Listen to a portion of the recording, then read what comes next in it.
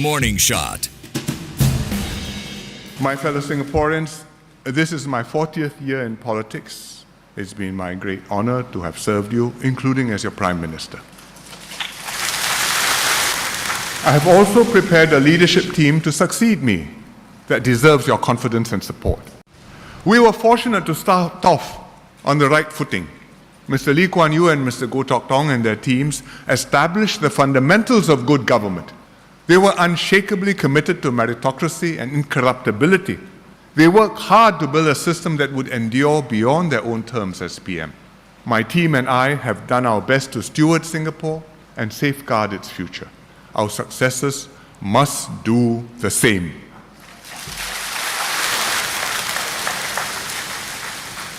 Getting our politics right is absolutely crucial. Please understand, we have succeeded and Singapore has made exceptional economic and social gains because our system is exceptional. It's not because we are ordinary, we pass. It's because we are exceptional. It's the time of the year once again to celebrate workers. What you've just heard is a snippet of what marked Prime Minister Lee Hsien Loong's last May Day rally and major speech in his current capacity, an especially poignant one before he hands over the reins to Deputy Prime Minister Lawrence Wong. It was a heartfelt speech where Mr. Lee spoke of the improvements made with the help of past leaders, MPs and union leaders. Mr. Lee also stressed that political stability and trust in the government is critical when he outlined the extent of challenges that Singapore is facing. And much to the delight of his audience at the May Day rally, PM Lee shared personal anecdotes. You probably know this, you should know this, but you may not know that when the Postmen's Union approached Mr. Lee to act for them in 1952, when they first approached him, it was just around the time that I was being born. And so, when my father visited my mother and me in KKH, Kandang Kerbau Hospital, instead of admiring his new baby, he was telling my mother all about the Postmen's Union and his plans.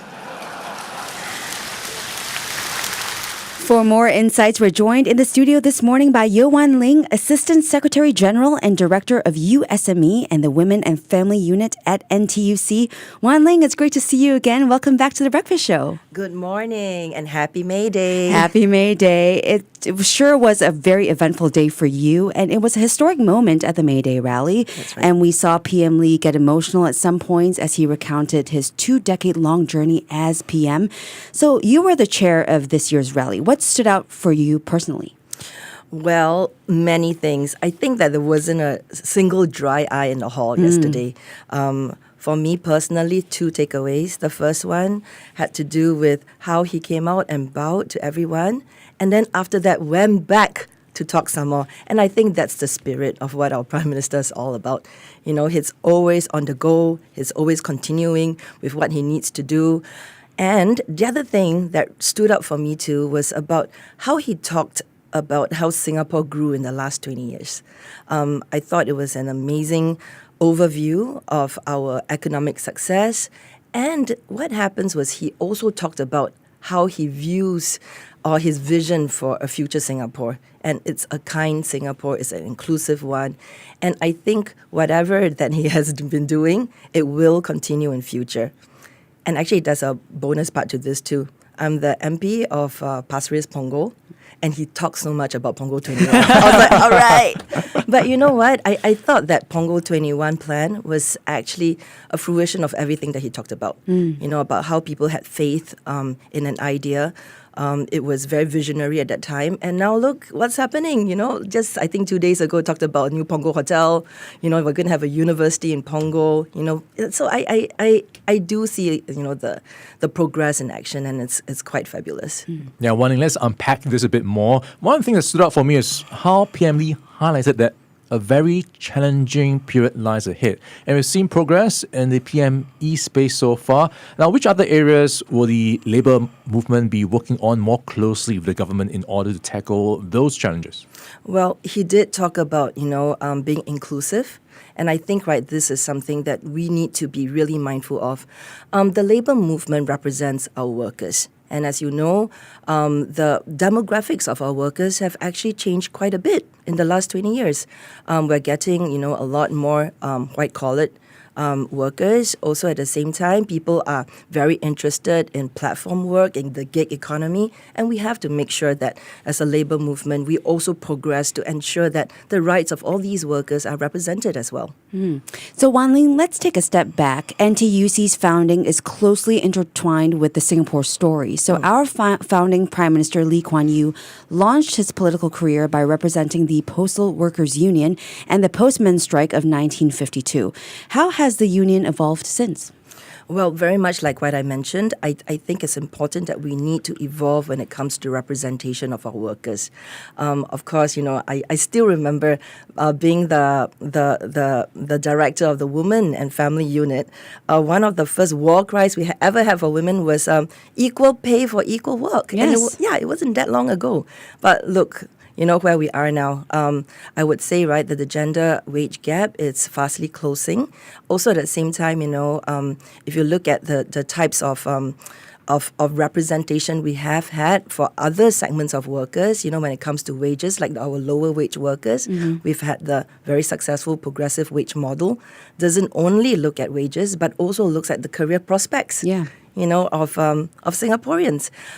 Also, lately, we've also introduced the flexible work arrangement request together with our tripartite partners. And I think all these are ways in which we listen to the ground, we understand what the ground needs. In fact, we just came out of an 18 months Every Worker Matters conversations. And this was with 40,000 workers. Can you imagine that? Wow. 40,000.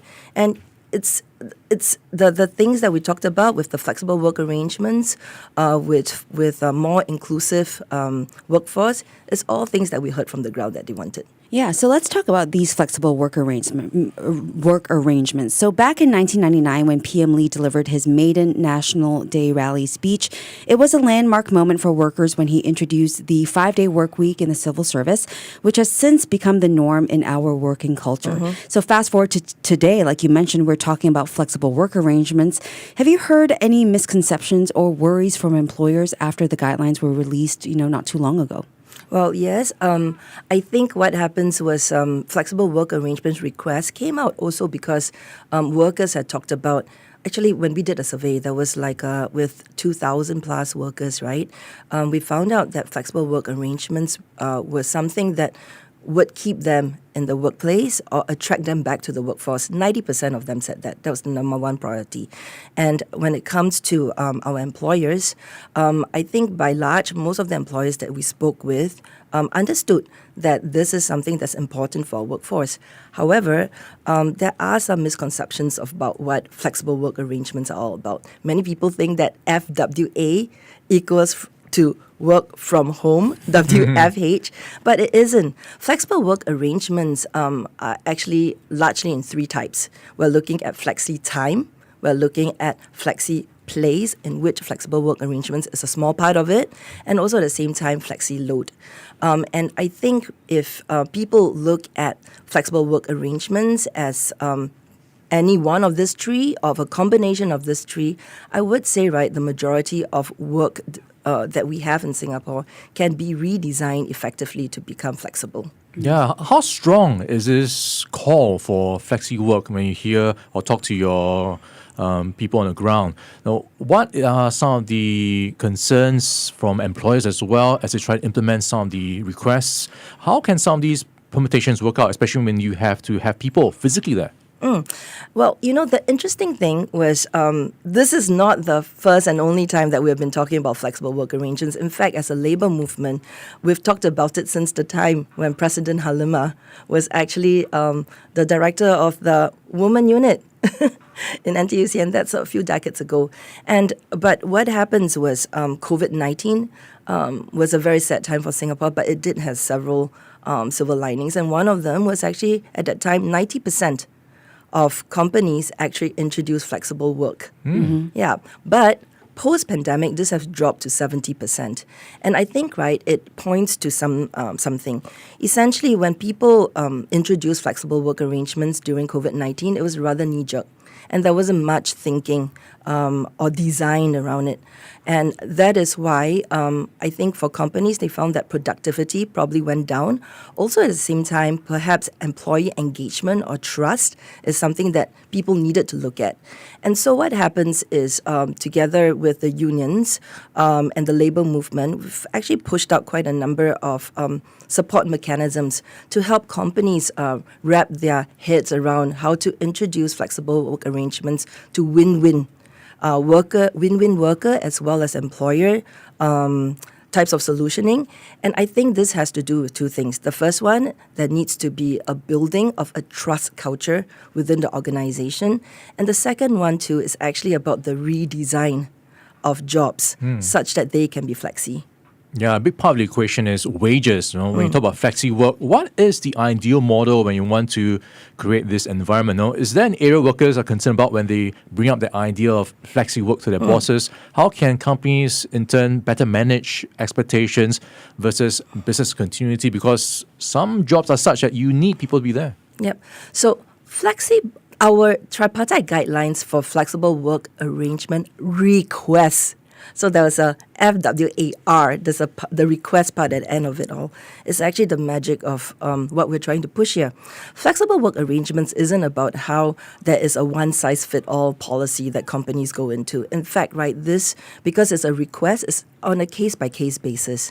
And because of this, we think that the flexibility comes with how an employee would be looking at how a certain how companies can actually wrap their work hours around what their caregiving needs are. But also at the same time, it's important too for the company to consider how each case would be able to fit into what they need to do. Yeah, so I do believe, that a lot of people have seen this as a blanket to say that, okay, in our company, everybody comes to work, at 10 a.m. and goes back, at 4. But it isn't like that. Flexible work arrangement request is about looking at the individual's needs, and also at the same time, how the company can accommodate themselves around that particular need. Yeah. Well, this May Day rally was a good look back at how far we've come as a society, but more interesting times are ahead that we get to look forward to as well. We've been speaking with Yeo Wan Ling, Assistant Secretary General and Director of USME and the Women and Family Unit at NTUC. Wan Ling, thanks so much for joining us this morning. Thank you.